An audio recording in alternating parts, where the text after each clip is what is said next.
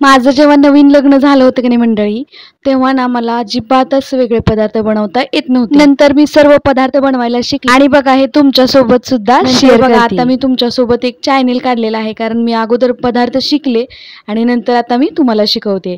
पण मला शिकताना काही अडचणी आल्या, हे सगळं मी तुमच्यासोबत शेअर करणार आहे. तर इथं पीठ बघा किती मस्त असं फुललेलं आहे आणि हो, हे नॅचरल पद्धतीनं फुललेलं आहे पीठ. यामध्ये जराही सोड्याचा वापर मी केलेला नाही. आता हे आपण पीठ पाहिल्यानंतर ओळखलंच असेल, हे आपलं बिना सोडा वापरता इडलीचं पीठ आहे. ते प्रॉपर इडलीचं पीठ अगदी साऊथ इंडियन इडलीसारखं कसं बनवायचं ते या व्हिडिओमध्ये पाहणार आहे. त्या अगोदर तुम्ही चॅनेलवर नवीन आहात तर व्हिडिओला लाईक आणि चॅनेलला सबस्क्राईब जरूर करा. तर व्हिडिओ शेवटपर्यंत नक्की बघा. यामध्ये मी भरपूर अशा टिप्स सांगितलेल्या आहेत. इथं मी 4 वाट्या तांदूळ घेतलेला आहेत. इथं हा रेशनचा जाडा तांदूळ आहे आणि ही डाळ जी आहे ती आपली घरगुती डाळ आहे, आपली घरी बनवलेली डाळ आहे. त्याच्यामुळं या डाळीला ना थोडीशी काळी पाट राहिलेली आहे डाळीची. बघू शकता, जी उडीद असतं त्याची काळी पाट राहिलेली आहे, म्हणजे ही अगदी कुठलीही प्रक्रिया न केलेली नॅचरल डाळ आहे, घरची डाळ आहे ही. तर इथे मी 4 वाट्या, ही जी वाटी आहे मी त्या वाटीने इथे 4 वाट्या तांदूळ घेतलेले आहेत. तुम्ही सुद्धा घरामध्ये कुठलीही एक वाटी घेऊ शकता. तुम्हाला जेवढ्या प्रमाणात बनवायचं आहे ते वाटीचं मी इथं प्रमाण सांगितलेलं आहे. तर 4 वाट्या तांदूळ आणि 1 वाटी इथं मी डाळ घेतलेली आहे. तर डाळ थोडीशी 1 वाटी आणि थोडीशी वर घातली तरी काहीच हरकत नाही. पण काय होतं, जास्त डाळ जर घातली तर इडल्या फार चिकट होतात. त्यामुळे इथं मी 4 वाट्या तांदळासाठी 1 वाटी डाळ घेतलेली आहे. तर बघू शकता, डाळ मस्त अशी घरगुती आहे, कुठलीही प्रक्रिया न केलेली. एकदम नॅचरल पद्धतीनं इडली कशी बनवायची त्याची रेसिपी सांगते. पण यामध्ये मी जरासुद्धा सोड्याचा वापर केलेला नाही आहे. तर पुढं जाऊन आपण पाहणार आहोत. डाळ आणि तांदूळ मी एकत्र करून घेतले. डाळ तांदूळ वेगवेगळंच भिजवण्यापेक्षा एकत्रच भिजवून घ्यायचं आहे. बघू शकता, तर डाळ तांदूळ एकत्र करून घेतलेले आहेत. यामध्ये आता पाणी ओतायचं आणि 3 ते 4 पाण्याने इथं याला डाळ आणि तांदळाला स्वच्छ धुवून घ्यायचं. तर इथं मी रेशनचा तांदूळ वापरलेला आहे. तुम्हाला तुमच्या आवडीनं कुठला तांदूळ वापरायचा असेल तो वापरू शकता. शक्यतो इडलीसाठी आपण रेशनचा तांदूळच वापरावा, कारण रेशनच्या तांदळाच्या इडल्या ना मस्त अशा मऊ लुसलुशीत होतात. तर इकडे मी डाळ तांदूळ स्वच्छ धुवून घेतलेलं आहे. आता याला आपण 7 ते 8 तास भिजत घालायचं. म्हणजे आपल्याला इडली जर रविवारी बनवायची असेल तर शनिवारी आदल्या दिवशी सकाळीच ही प्रोसेस करायची आहे, किंवा ती 4 ते 5 तास जरी भिजलं तरी काही हरकत नाही. फक्त डाळ तांदूळ कमी वेळात भिजले तरी चालतात, पण पीठ मात्र 10 ते 12 तास व्यवस्थित असं आंबवून घ्यायचं आहे. तर इकडे आपण डाळ तांदूळ मस्त असं भिजवून घेतलेलं आहे. इथे आपण 6 ते 7 तास डाळ आणि तांदूळ भिजवून घेतलेलं आहे. मी एकत्रच भिजायला घालते. तुम्हाला वेगवेगळं भिजायला घालायचं असेल तर घालू शकता. आता हे भिजवून घेतलेले डाळ तांदूळ आपण मस्त असे मिक्सरमधून वाटून घ्यायचे. आणि हो मंडळी, एक ट्रिक राहिली तुम्हाला सांगायची. ज्यावेळेस आपण डाळ तांदूळ भिजवतो त्यावेळेस 1 चमचा मेथी दाणे सुद्धा नक्की घालायचे आहेत. माझ्याकडून विसरले, पण पुढे जाऊन मी काय केले ते तुम्हाला नक्की सांगते. तर मी इथं डाळ तांदूळ भिजत घातले. नेहमी मी अशीच इडली बनवते. मी काही इथं कुठल्याही प्रकारचं प्रीमिक्स किंवा कुठलंही प्रिझर्वेटिव्ह वापरत नाहीये. इथं इडली मी प्रॉपर पद्धतीनेच बनवते. खायचं तर चांगलंच खायचं, नाही तर नाही खायचं, अशी माझा रूल आहे. तर मी अशा पद्धतीने इडली बनवते, तीच पद्धत तुमच्यासोबत शेअर करते. तर इकडे बघा, आपण डाळ तांदूळ वाटून घेतलेला आहे. काय झालं, इडलीचं भिजू घातलं मी, म्हणजे डाळ आणि तांदूळ भिजवलं आणि माझ्या लक्षातच नाही त्यामध्ये मेथ्या घालायच्या.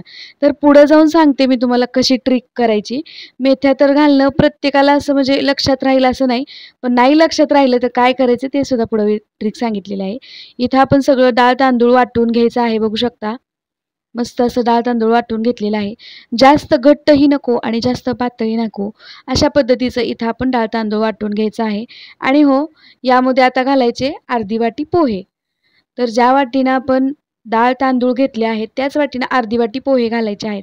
पोह्याचं प्रमाण आपण कमी घ्यायचं आहे, कारण सांगते तुम्हाला, पोहे जर जास्त झाले तर इडली फार चिकट होते आणि इडली फुगत नाही. त्यामुळे पोहे अगदी कमीच घ्यायचे, त्यामध्येच डाळ तांदूळ घालायचं आणि मस्त असं वाटून घ्यायचं. तर इथे बघा, मी दुपारी 12 ते 1 वाजता डाळ तांदूळ भिजवलं. त्यानंतर इथं 7 ते 8 वाजता वाटायला घेतलं आणि 8 वाजल्याच्या नंतर सकाळी 8 वाजेपर्यंत बरोबर 12 तास इथं फर्मेंट करण्यासाठी ठेवलं. तर इकडे आपलं सगळे डाळ तांदूळ वाटून झालेलं आहे. बघू शकता. तर हे अगदी थोडंसं घट्ट वाटतंय मला. मी थोडंसं पाणी घालून याला पातळ करणार आहे. बघा, थोडंसं हलकंसं ते घट्ट आहे. किंवा तुम्ही सकाळी जरी ज्यावेळेस तुम्ही इडली बनवता तेव्हा जरी पाणी घालून पातळ केलं तरी काहीच हरकत नाही.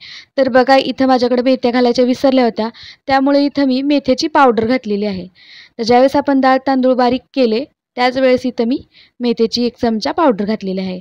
जर तुम्हाला लक्षात नाही राहिलं मेथ्या डाळ तांदूळ भिजवताना टाकायच्या, तर त्याऐवजी तुम्ही पिठामध्ये 1 चमचा मेथी पावडर टाकली तरी काहीच हरकत नाही. आणि थोडेसे पोहे आपण बारीक करताना भिजवून घ्यायचे पोहे, आणि मग मस्त असे हे इडल्या फुगतात. बघा, बघू शकता इथं पीठ फार घट्ट आहे, त्यामुळे मी याला थोडंसं पाणी टाकून हलवून घेते. तर सगळं पीठ इथं बारीक करून झालेलं आहे. व्यवस्थित असं चमच्याने याला हलवून घ्यायचं. यामध्ये मेथी दाणेसुद्धा घातलेले आहेत. नंतर यामध्ये 1 चमचा मीठ घालायचं आणि याला रात्रभर फर्मेंट करण्यासाठी ठेवून द्यायचं.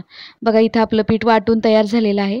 तर बघा, इथं दुसऱ्या दिवशी सकाळी पीठ किती मस्त असं फुगलेलं आहे. बघा, यामध्ये एकही चिमूटभर सुद्धा सोड्याचा वापर मी केलेला नाही आहे, तरीसुद्धा आपलं पीठ अगदी मस्त असं तयार झालेलं आहे. बघू शकता किती छान असं फर्मेंट झालेलं आहे. बघा, आणि आता लगेच याच्या इडल्या बनवून घ्यायच्या आहेत. तर सुरुवातीची जी प्रोसेस आहे ना, सगळी इथं सांगितल्या पद्धतीनं केली ना तुम्ही, तर तुमचं पीठ बिना सोडा वापरता सुद्धा मस्त असं भिजू शकतं. सोडा वापरलेल्या पिठाचा ना थोडासा कसला तरी वास येतोय, त्यामुळे मला सोडा वापरलेलं पीठ अजिबात आवडत नाही. त्यामुळे मी अगदी नॅचरल पद्धतीने इडली कशी बनवायची ती मी तुमच्यासोबत शेअर करते. तर इथे आपलं मस्त असं इडलीचं पीठ भिजलेलं आहे. रात्री थोडंसं 1 चमचा पीठ टाकून त्याला रात्रभर फर्मेंट करण्यासाठी ठेवून द्यायचं आपल्या बॅटरला. आणि आता इथं मी थोडंसं आता चवीपुरतं, भरपूर पीठ आहे ना त्यामुळे मी यामध्ये अजून मीठ घातलेलं आहे, आणि मीठ घालून याला व्यवस्थित हलवून घेऊया. इकडं आपलं इडली पात्र जे आहे ते गरम करण्यासाठी ठेवलेलं आहे, आणि ज्या डिशा आहेत त्याला आपण तेल लावून घ्यायचं. त्या अगोदर इथं आपण मीठ टाकून पिठाला व्यवस्थित असं हलवून घ्यायचं. बघा मंडळी, आपल्या चॅनलवरती वेगळ्या पद्धतीचं सांबर आणि उडपी पद्धतीची चटणी याच्या रेसिपीसुद्धा मी आपल्यासोबत शेअर केलेल्या आहेत. त्याच्या लिंक तुम्हाला खाली डिस्क्रिप्शन बॉक्समध्ये देते बरं का. नक्कीच जाऊन पहा. खूप सोपी पद्धत आहे सांबर बनवण्याची. आणि बघू शकता आपल्या प्लेटला, सगळ्या प्लेटला आपण तेल लावून घेऊया. बघा, मस्त अगदी पौष्टिक इडली आहे बरं का, नॅचरल पद्धतीनं फर्मेंट केलेल्या पिठाची. नक्की ट्राय करा बरं का. बऱ्याच जणांना इडली कशी करावी किंवा इडलीचं पीठ कसं भिजवावं हे माहिती नसतं, पण एकदम प्रॉपरली आणि छोट्या छोट्या टिप्स सोबत मी ही रेसिपी तुमच्यासाठी घेऊन आलेली आहे. आणि हो, माझ्या बाकीचे सुद्धा व्हिडिओ तुम्हाला कसे वाटतात ते मला कमेंट करून नक्की सांगा. इकडे बघू शकता आपलं पाणी उकळलेलं आहे इडली पात्राचं. तर डिशा ठेवताना जे छिद्र आहे ते इडलीचे, ते छिद्राच्या खालच्या बाजूला जिथं छिद्र आहे तिथं ते इडलीचे प्लेट्स आल्या पाहिजे अशा ठेवायच्या. आणि आता झाकण ठेवून 5 मिनटं मस्त अशा इडल्या वाफवून घेऊया. बघा मंडळी, 5 मिनटं झालेली आहेत, आणि आता झाकण ठेवलं होतं, झाकण काढलं, आणि बघूया आपण इडल्या आपल्या वाफवलेत का नाही ते. बघा,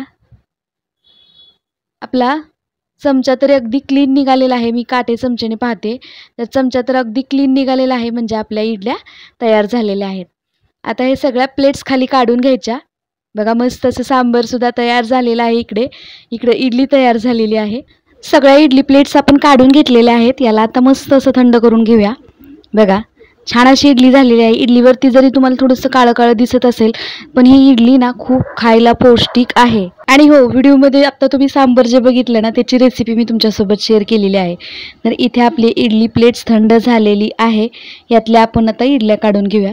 एक छोटासा चमचा घेतलेला आहे मी, या चमच्याच्या साहाय्याने इडल्या काढून घेते. आणखी एक गोष्ट जी कुठल्याही यूट्यूब चॅनलवर तुम्हाला पाहायला मिळणार नाही, आपण या इडली प्लेट्स ज्या आहेत त्या आपल्या ॲल्युमिनियमचे आहेत, म्हणजेच आपलं इडली पात्र ॲल्युमिनियमचं आहे.